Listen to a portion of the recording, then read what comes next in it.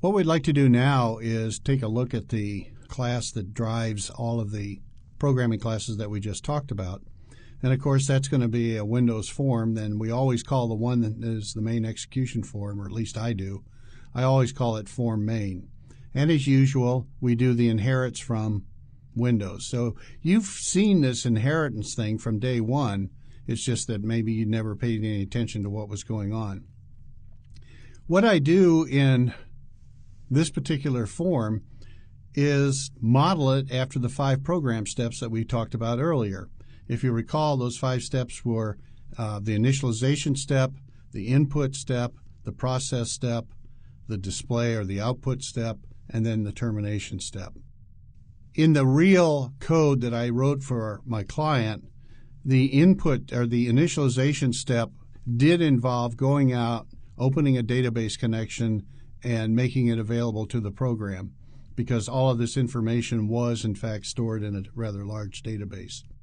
But in this particular example, I've gotten rid of that, trying to simplify it, and what I've done is sort of hard code some data into the program just so that we have something to look at. What would actually happen here is, because this method right here, form main, shares the name with the class, obviously this then is the constructor. And the first thing the constructor does is to call initialize component. And initialize component is the code that's responsible for setting up all of the objects that the Windows form manages for its own. So I've tucked that away in a pound region so that we don't have to clutter the screen with it. When this particular method call gets done, the form is actually ready to be drawn on the screen, and it will when the program actually starts. It's built in memory, in other words. Then I initialize my time with the current date and time, and then I initialize my apartment, my commercial, and my home with some dummy data that would actually probably be read from the database. These classes are the ones that are responsible for these subs down here. So class apartment gets my apartment, and down here I call the class apartment constructor, passing in this dummy data. Normally in a real code, there's probably a search button. When they click the search button, that would go out and return all of this information and fill it into the my apartment class. So we're just cheating a little bit here, and this whole section of code right here is more or less, I think you can think of it as number one, the initialization step, which would be this component here.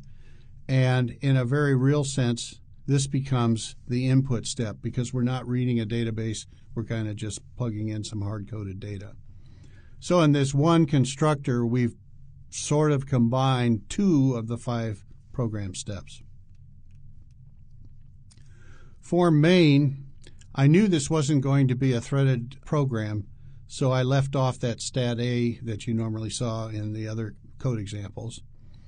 I create an instance of the form main class, and it has to be static. If you don't make it static, it doesn't exist at load time. By making it static, we create this particular method at load time so that we have something that we can tie into when the program gets loaded into memory. And then we do an application run passing in the main. What that does then is it causes all of these components to become visible, and we're ready to go. If I look at the form itself, it's pretty simple. We have a list box where we're going to display our output. Show properties is just simply a button event, click event that's going to show the data that we've hard-coded in for our samples. And then remove snow is the interesting one, because that's the one that's going to actually send a message and be processed by the classes themselves. So when I click the Show Properties button, and if I double-click it here, it'll take me right to the code. And you can see I'm right here, button Show Click Event.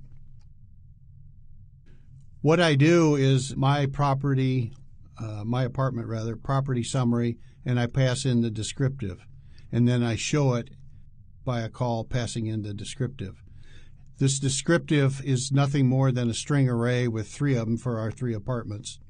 And the descriptions are this information right here.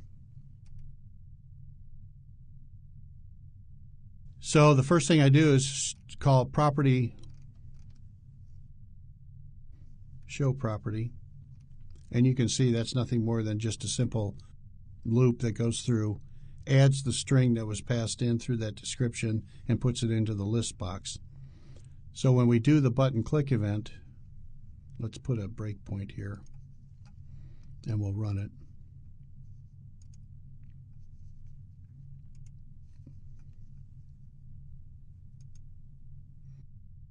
And this shows how we build that particular string. And you'll notice where we are. We're in the class building.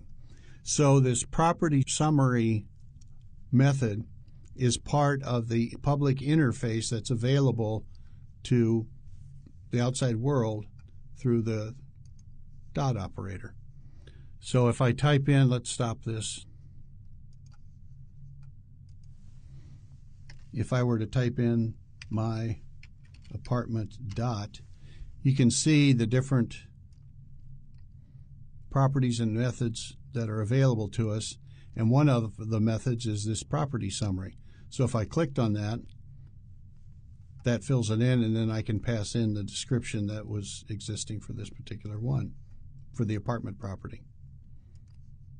And you'll notice whenever I type this, I also have property methods for monthly payment, insurance, occupancy rate,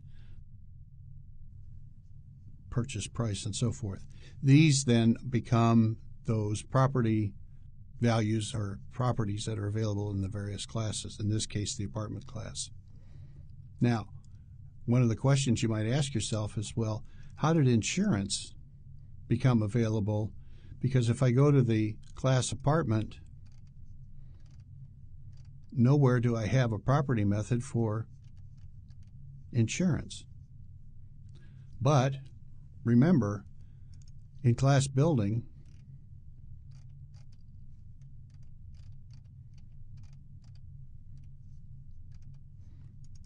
insurance is one of the property methods that's available.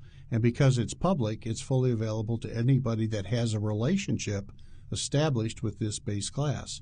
And because the apartment class is an inherited class from class building, that becomes fully available and is,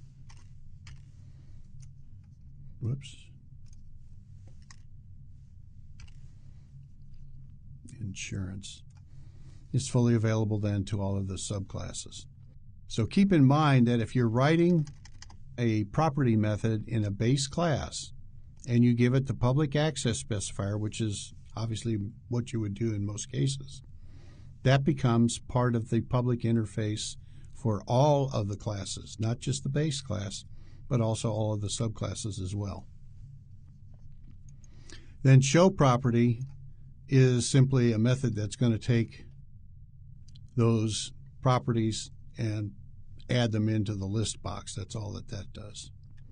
And then we're going to do that for all 3 of the properties. So when we get done executing this code, what we have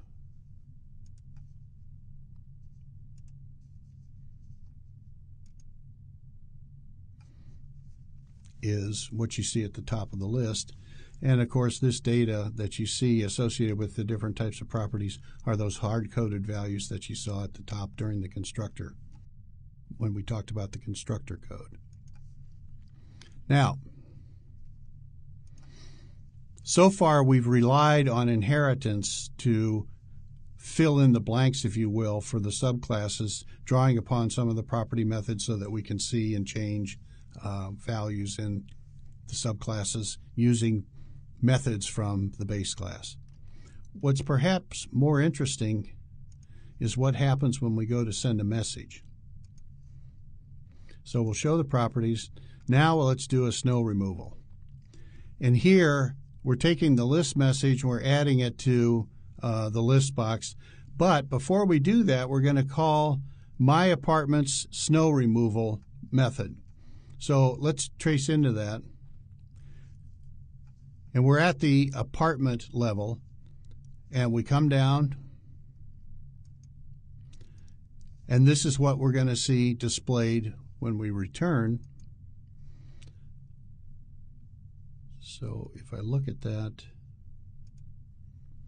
we can see all of the information here, and that's what ends up getting displayed and added to the string that goes into the list box. With commercial property, same thing, but it's a different message. Now, My Home is the interesting one, because if you recall, when we discussed My Home, it's the responsibility of the homeowner to remove the snow. So the message goes from here, remove the snow, but because there is no message tied in with the home subclass, the building is responsible for processing the message. So we get the no snow removal service available, and we're done. We add all of those, and now we can see what the messages are. So inheritance then allows us to send one message to a particular class, and if you haven't provided the functionality in that subclass, it defaults to being processed in the base class. The advantage here is we don't have to complicate the code with a bunch of if logic to decide who is going to process this particular message.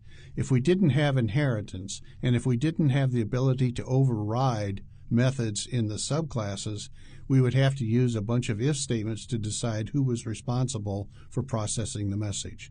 This makes it much easier and allows us to let the code decide at runtime who's responsible for processing the message. So basically,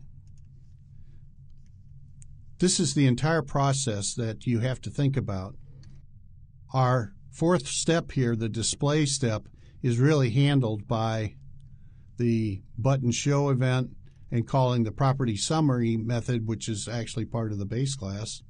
And then the second part of the processing that we did is simply the snow removal call that's processed by the subclasses in those classes that have overridden the message. And in the case of the home, the base class is responsible for doing the processing. The termination, the last step, because we didn't do anything, all we have to do is just close the program. That sends a proper exit code to the op system, and this thing will shut down the program gracefully.